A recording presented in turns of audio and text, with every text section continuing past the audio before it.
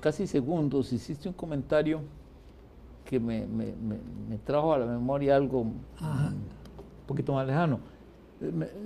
Vos contabas de don Otilio Ulate, Sí. la manera de comenzar los discursos a veces. Sí, es que comenzaba siempre, vengo llegando de la Vieja y me informa Mariano Sanz que el planteamiento, así comenzaba. Bueno, digo que de la Vieja era una finca. Una finca. Y Mariano Sanz era fue el secretario de él, fue diputado. No, pero me suscitó una reflexión sobre el hecho de que hay gente, políticos, académicos, que comienzan fácilmente un discurso sin mucho problema, y construyen mientras hablan de manera muy natural y correcta, con pequeños detalles, pero sí, en general correcta. Y tratándose de Otilio Ulate, recuerdo que él no era un académico de alto fuste, pero era una persona pues cuidadosa, letrada ciertamente, porque para Beto Cañas fue el mejor orador que tuvo Costa Rica en 2 o 3 generaciones. Entonces, y eso me trajo esa asociación me trajo a la memoria una lectura reciente que yo tuve, porque yo contaba por ahí en Facebook que en un supermercado en Francia, ahí entre las naranjas y los aguacates Hass de Perú, había libros y estaba un libro, había libros, había las cosas de siempre, pero había libros de cierta envergadura. Y me encontré uno pequeñito de Patrick Modiano, el premio Nobel del año pasado. Modiano. Sí. ¿Qué nacionalidad? Es francés. Francés, Modiano. Sí, es un apellido. Debe ser de origen italiano el apellido. Sí, pero sí, por eso me quedé pensando. Pero él en Costa Rica era bastante poco conocido. Sí, yo no lo había. Y empezó a ser leído mucho a raíz del Nobel. Y entre los amigos que conozco, que en general les ha parecido muy bien. Es decir, pero ya venden libros de él aquí, no, por lo menos de él hay traducciones al español de todo. Me imagino, sí. Pero este librito que yo encontré ahí, que no es muy grande, no sé si estará traducido al español, está en francés. Se llama Adresa a la Academia, es decir, el discurso de aceptación del premio Nobel ante la Academia Sueca. Y él hace un comentario inicial explicando que para él es muy difícil dirigirse a una asamblea. Y claro, a uno cuando le dice eso a alguien que escribe como él, dice, está pero no, después lo explica y yo creo que tiene razón. Él describe el trabajo de redactar para que otros lean, ya sea narrativo o ensayo, como una lucha con el lenguaje, y cuenta cómo escribe una página y luego otra, pero al tiempo la primera página tiene que cambiar totalmente porque se arrepiente de lo que va construyendo el texto todo simultáneamente, como me imagino un gran arquitecto dirigiendo una obra arquitectónica gorda. Y explica que esa minuciosidad que genera la necesidad de escribir con una gran consistencia, o buscarla, no es que la logre siempre, hace que le tenga miedo a la construcción inmediata esa que es el discurso. Porque dice, es que uno sabe cuando está hablando que no puede corregir. Sí, claro. No puede corregir. Sí. Y efectivamente, entonces dice uno, hay por lo menos muy honesto. No, claro, Sí, claro. Pero ahí es donde entonces viene la conexión con el caso de don Otilio Ulate. Bueno, don Otilio Ulate, sí es cierto, yo lo recuerdo bastante, pero él se cogía el churuco, como dicen, y empezaba a hablar y se sentía que desde el principio estaba construyendo de una manera organizada, Sí, ¿verdad? sí. Entonces, El Mariano, con quien fue compañero mío de segunda nupcia, yo volví a la universidad, yo había salido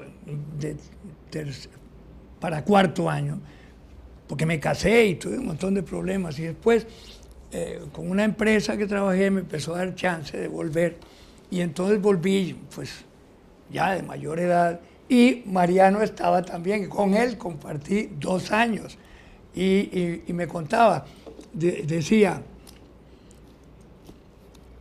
don Otilio siempre tenía un final preparado. El arranque no había problema, dice, porque siempre lo mezclaba con lo que estaba pasando.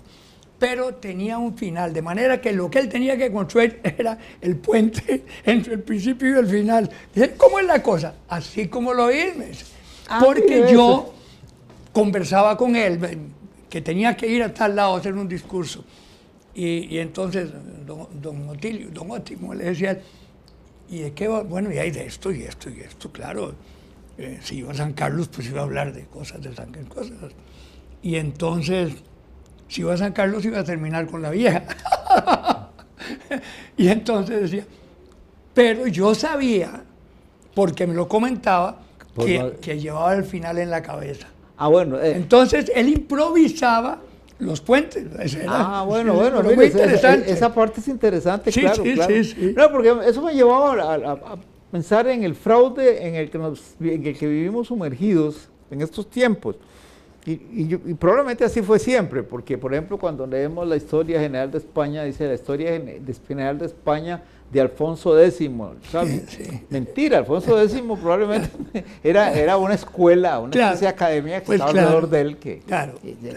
Pero actualmente casi no hay ningún dirigente político, ningún artista importante que no tenga un equipo de redactores que le preparan lo que van a decir. Sí, y lo leen. Y entonces lo leen. Sí. Entonces, claro, ahí hay una especie de adulteración. Es decir, como cuando le meten a uno en un alimento empacado un sabor a fresa que no es químico. Él estaba leyendo ese discurso. O sea, él lo escribió y lo leyó. Sí. Porque si lo hubiera improvisado teniendo esa limitación que él mismo confiesa, enunció al principio, no le habría salido tan bello, claro, porque es una maravilla de texto, ¿verdad? Pero claro, en el caso de alguien, uno se pone a pensar, ¿cuántos discursos por mes hace un gobernante moderno, digamos, de un país grande? Sería mucho para que estuviera casi en esa lucha con él. Sí. Y claro, entonces hay ahí un fraude. Alguien me contaba que hay un personaje femenino que tiene un sitio web, en Facebook, que un día de estos ella misma escribió: yo no entiendo por qué me pusieron a decir eso. los que le atienden el Facebook. Resulta que la gente cree con cierta ingenuidad o con absoluta ingenuidad que cuando escriben algo dirigido a ese personaje y le responde, es el personaje que está respondiendo. Sí, claro. Es un canal que comiendo helado se escribe. Voy a hacer una brevísima interrupción para dar un agradecimiento a don Jorge Eduardo Barrantes Solórzano, que nos envió muy gentilmente 3 ejemplares. Don Vladimir posiblemente no ha regresado de su viaje, pero le dejó uno a él también, que se llama Vivencias de un niño feliz. No sé si se puede ver, pero si se pudiera, pues, sería magnífico, no sé. Sí, vivencias de un niño feliz, y tiene una llamémosle caricatura, pero no es caricatura, es un dibujillo muy gracioso, muy simpático, porque todos jugamos en alguna oportunidad las bolitas estas, ¿verdad? Y había que sacarlos del círculo. Esto se combinaba con las famosas chócolas, ¿no? Que daban vuelta con agujeritos, como todas las calles eran de tierra, no había problema, y uno medía una cuarta. Y yo recuerdo que a mí me decían, no, yo quiero la cuarta de coqui, como me decían a mí, porque tenía la mano muy grande, entonces la cuarta mía era grandísima, la cuarta de coqui. Pero sí, muchísimas gracias, muy gentil, y desde luego, hoy me lo dieron, no he tenido oportunidad de leerlo, pero lo haré con muchísimo gusto y mi más profundo agradecimiento. Igualmente, este dibujo de la portada es muy bonito, sí, para todos los que fuimos jugadores de bolas. Nosotros les decíamos bolas. En Colombia le dicen boliches, bolinches. Bueno, he oído que aquí algunas personas le dicen bolinches. Ah, sí, bolinchas. Bueno. Pero yo no sé, a partir de cierto momento ya se le dice canicas. Canicas, sí. Pero eso no era la palabra que usábamos nosotros. No. En mi niñez. Bolitas, juguemos bolas. A jugar bolitas, ¿verdad? Sí, bolas. Ahora, por cierto, es que hay cosas simpáticas. Estaba viendo la forma en que el chiquillo va a tirar la bola, que era el original, pero uno tiraba así realmente, porque agarraba más fuerza. Está haciendo el tiro original, el chiquillo así, que no coge fuerza. Uno hacía así, sí, y cogía mucho más fuerza. Pero en fin, muy simpático. No solo el dibujo. Lo que pasa es que así como lo estás diciendo, lo vigilaba a uno mucho para que no hiciera así, para darle un impulso adicional, ¿verdad? Claro. Empujando. Don Jorge Eduardo Barrantes Solórzano. Claro, lo que pasa es que los chiquitos están descalzos, pero sí, la bolsa de bolas que tiene uno es exagerada, porque sí, claro que le costaba muy caro. Claro. Pero es que uno ganaba bolas o perdía bolas. Si hacía trampa, ganaba, ¿eh? Sí, o sea, a propósito de trampa, ¿verdad? Yo creo que los chiquillos son... nosotros jugábamos botones, eso era lo que jugábamos, botones. Y las camisas se quedaban pelonas y un desmadre aquello. Mi mamá furiosa, deje de jugar botones, pues ya no tengo más botones. Que me regalaron en Navidad un trencito de cuerda. Estaba muy bonito, daba cuerda. Y a mí se me ocurrió que podía convertir el trencito en una ruleta, poner los números alrededor. Claro, sí. Pero entonces me preocupé por medir la cuerda para que parara donde yo quería. Claro. Y entonces, qué sinvergüenza. Era un Sí, decía, me acuerdo, un amigo se llamaba Edgar Carvajal, está vivo yo creo, que vivía al frente de la casa, decía: condenado Coqui para tener leche. Leche, que va para leche, decía yo, hombre. Bueno, cosas de mocosos. Si hubieras hecho eso ya mayor, habrías ido a la cárcel. Sería interesante saberlas manejar. Nunca.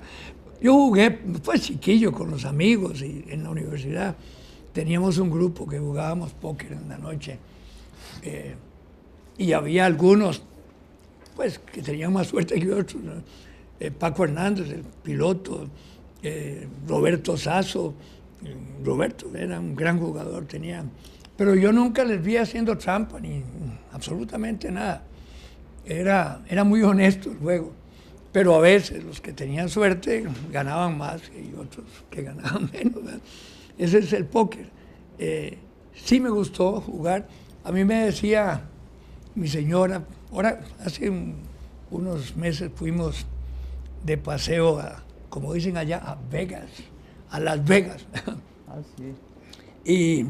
Y mi mujer me decía: ¿y usted que le gustaba tanto jugar, no lo veo así como entusiasmado, porque había mesas de póker y mesas de otro tipo de juegos con cartas. Y yo no me sentaba ni le dije, ¿sabe lo que pasa, mija? Que me gusta demasiado y no quiero. Ah, bueno, claro. Podemos perder todo lo que vinimos de paseo. Yo salir de aquí gateando, no tenía. Y es cierto, a mí me gusta muchísimo el juego, pero por eso es que no lo practico mucho. Prefiero abstener. ¿Cómo era no sé qué, abstain? Los juegos de mesa, de cartas, yo solo jugaba las cosas que se juegan en familia, y me acuerdo que... Ron. Eso es... Pero ron sin pasas, no era ron con pasas. Sí, que a mí, al grupillo del barrio ahí, de la Juela, quien nos enseñó a jugar esas cosas era un señor ciego. Ajá. Fue un maestro, el que nos enseñó a jugar béisbol también. Sí, vos me habías contado. Pero él nos enseñaba, y nos enseñó a jugar ajedrez también. Y teníamos unas dudas muy fuertes con respecto al juego los juegos de naipes que llamábamos, porque el juego de cartas de él tenía claro, para sentirla. Sí, es decir, claro. Supongo braille o algo sí, parecido. Braille, sí. Y entonces resulta que, claro, mis compañerillos empezaron a comentar que quién sabe si no hacía trampa. y claro, en dos ocasiones me tocó a mí hacerle preguntas de ese tipo. La primera fue cuando nos enseñaba béisbol, que él se paraba detrás del home a cantar strikes y bolas. Entonces me dijo, Durán, ¿cómo es eso? Sí, claro. Entonces yo fui el que tuve que ir y decirle, vea, es que nosotros tenemos... Entonces fue cuando le pregunté cómo era que él hacía para cantar la strike, y entonces fue cuando él usó una expresión que nunca se me olvidará, y por ahí le escribí en alguna parte. No, mire, Fernandito, es que yo veo ciertas sombras. Así fue como lo dijo. Pero con los naipes me toca ir a hacer la pregunta, y era mucho más embarazoso. Claro. Y claro, como no jugábamos por plata, pues entonces tampoco era importante el asunto. Sí, claro. Pero siempre fue muy duro llegar y decirle. Entonces ahí sí él invocó su honradez. Y claro, digo yo, si yo no estaba jugando plata, yo no discuto el asunto. Pero claro. Digo, lo discuto, pero sí, claro. Pues, está bien. Y a él fue que nos enseñó, qué curioso. Ahora que comentaste que les enseñó a jugar ajedrez, hay ciertas familias, la nuestra era una familia de fanáticos del ajedrez, es decir, todos jugábamos, mi abuelo, mi bisabuelo, desde luego mi madre, que le enseñó a mi padre a jugar ajedrez, y una tía hermana de mi mamá fue campeona en Nueva York, jugaba maravillosamente, y aquí fue entre las mujeres campeonas, Rosalía Escalante de Serrano. Mi mamá jugaba muy bien, y a mí me gustaba mucho y jugaba. Yo no fui ningún campeón ni tampoco participé en nada especial, pero tenía un amigo realmente entrañable, de muchos años, bastante mayor que yo, pero por razón de su amistad con otros amigos como don Alberto Cañas, como don Roberto Fernández, que fueran realmente mis eternos socios en lo que escribíamos, etcétera, empezando por La Piapia, y primos míos. Entonces, yo, digamos que heredé esa amistad entrañable con don Jorge Jaén, casado con una pianista excelsa, cubana, que Marjorie Ross, qué barbaridad.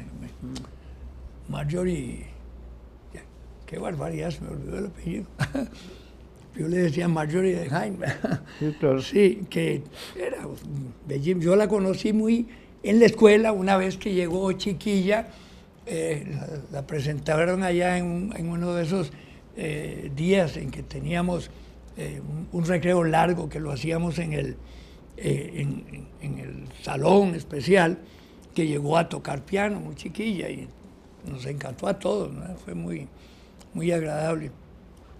Y con yo le enseñé varias cosas de lo que era la nomotecnia, para la memoria, para la historia, para que no se le olvidaran ciertas cosas. Y un día me comentó, la gente a veces cree que es muy difícil, por ejemplo, jugar a ciegas, como hacen los grandes ajedrecistas. Y yo dije, pues claro, sí, debe ser dificilísimo.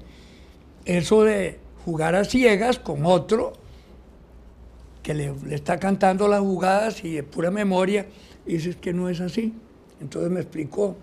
Dice, uno mentalmente se imagina el tablero horizontalmente. Y ya me explicó cómo es que se ven los movimientos y tal. Interesantísimo. Confieso que nunca tuve oportunidad de practicarlo y posiblemente ya no podría, porque se me olvidaron ciertos detalles.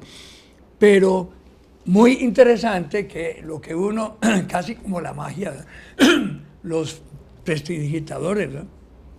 Que ve uno unas cosas asombrosas y si le explican el truco ya perdió la gracia. Cosas absolutamente fantasmagóricas, digamos, que cuando se explican en la realidad, pues se convierten en cosas muy sin gracia.